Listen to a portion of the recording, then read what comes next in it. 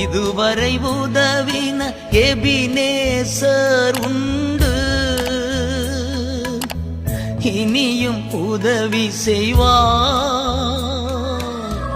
இதுவரை உதவின எபினேசர் உண்டு, இனியும் உதவி செய்வார், இனியும் உதவி செய்வார்.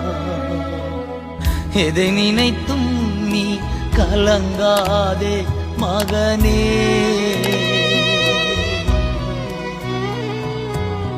யெகோவா தேவன் உன்னை நடத்திச் செல்வார்.